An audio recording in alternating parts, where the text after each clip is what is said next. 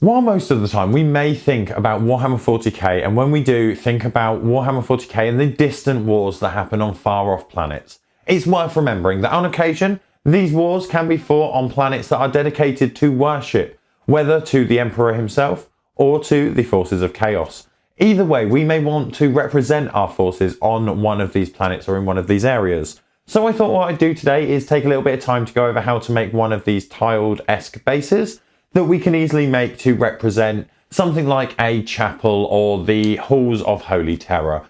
So my name's Ben, let's jump straight in and see how it's done. For constructing the base, we are going to need a couple of things. Naturally, we're going to need a base to start off with, as well as some cork for adding in height later, and tiles for representing the tiles within this base. For the tiles, we do have a couple of different options. We can either create our own using some sheets of plain plasticard and cutting this into our required dimensions for the tiles. This does give us the ability to change the shape and size of the tiles without a lot of work, but we do need to go in and stick these down independently. Alternatively, we can go for some pre-designed tiles, which is what I'm doing here. I got these from my local hobby store and it didn't cost much more than just getting a plain sheet of plasticard. Regardless of how we're making the tiles, what we want to do is lay these down across the whole base to start off with. We can use some super glue here and then press them in firmly on the surface of the base. Once this is dry, we can take a pair of scissors and go around and cut off any of the overhanging plasticard, leaving us with a nice flush disc of these tiles on the surface of the base. We can use scissors to start off with, which will remove a bulk of the material, and then we can come in with the combination of clippers and or a knife in order to smooth it out and make that nice flush meeting base with these tiles. For some troops and for the bulk of an army, this single layer may be okay and we can just paint it up. However, for something like characters, it may come across a little bit bland. So what we can do is add a little bit more dimension by utilizing some of the cork we mentioned earlier. For adding some extra dimension, we will need to start by tearing off the cork in the shape of a disc at the same size and dimension of the base that we're using. We can then decide how much of the base we actually want raised and then tear 2 layers of this cork to match this size. Conveniently, I'm using 2 layers of cork because 2 layers of cork happens to be the same thickness as one of the tiles that we're using, which therefore means that I have a nice gauge of where it is and it will support the tiles nicely at the later steps.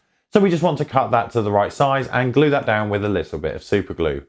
Once we've got that all glued down and the cork is in place, we can go around using a pair of clippers or a knife and make sure that the cork is flush with the edge of the base.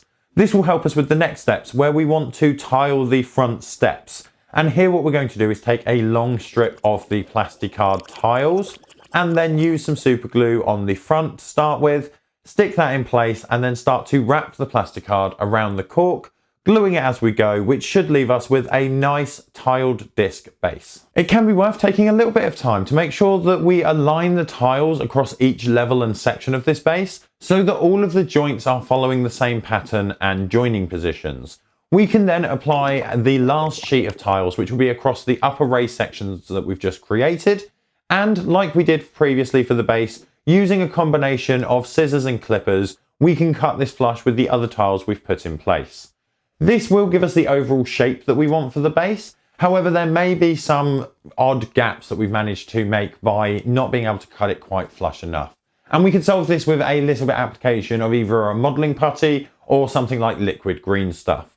What we want to do is apply this and thin it down, fill in all of the gaps that we can find, wiping away any remains or overspill using a wet brush or a finger.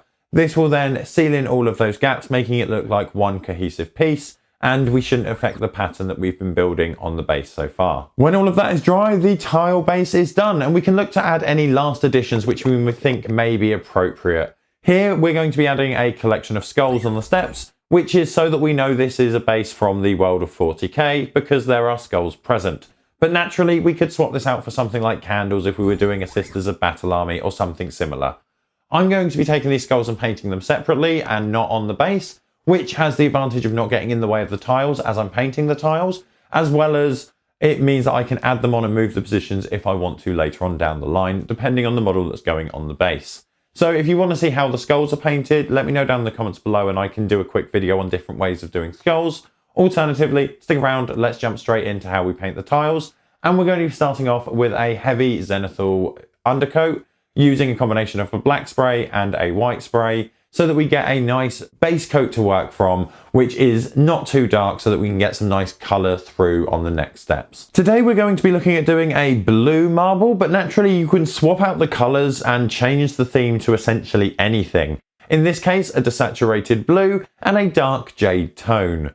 Taking these colours, what we want to do is tackle each stone on its own, giving it its own little feel, picking a direction and covering each edge in each colour. Here we're starting to put down the blue on the top and the left sides, while we're going to be taking the jade and putting this down on the bottom and the right hand sides. Once these are down, we can make sure they're still wet and go in and start to mix these together on the tile. We are not aiming for a nice clean blend here, but what we want to do is get a streaky mix between the two colours across the tile. And once we've got that done, we can move on to the next tile, and we want to do this while it's wet to make sure that we get a nice blend.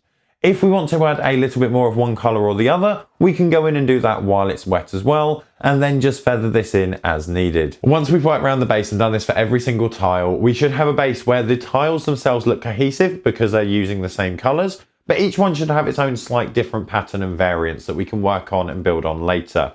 One optional thing that we can do is a light splattering of white. This will add a little bit of random texture and pattern to the rocks without overly lightening it up as we go on and do our next further steps.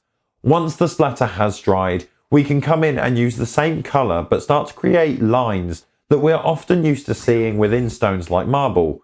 We can work at focusing these lines in one direction, and we can make the discretionary choice whether we want to interconnect these lines across multiple stones and multiple slabs, or we can just do them independently on each individual slabs. Ideally, what we want to do is keep these going into the same direction to help the base feel slightly more connected. With this done, we can come in with a thin contrast paint of our choice. For this, we're going to be taking a thinned blue contrast, which is a mix of the blue contrast and roughly 4 to 5 parts of contrast medium, which will mean that we'll have a nice thin mixture. We can use this and apply it over the base, which will make sure that we get a nice harmonious colour across all of the base, bringing all of those tones together and shifting that white layer that we've just done into the same blue as the rest of the base. With this first layer of contrast done, dried and sorted, we then have an option of going in and applying another wash if we want, or carrying on as we are now. If we are going to be applying another wash as we are here, I would suggest going in first and applying a few more veins and strokes that we did earlier with the white tone. Use that and apply some similar strokes just to add a little bit more vibrance and depth within the model. And then when we do the second wash, these will also be tinted back down. However saturated we've opted to make the tiles, we can now come in and pick out all of those separation lines and all of the joins. We're going to be making it a simple black here, but naturally we could swap this out for any suitable colour we want to use.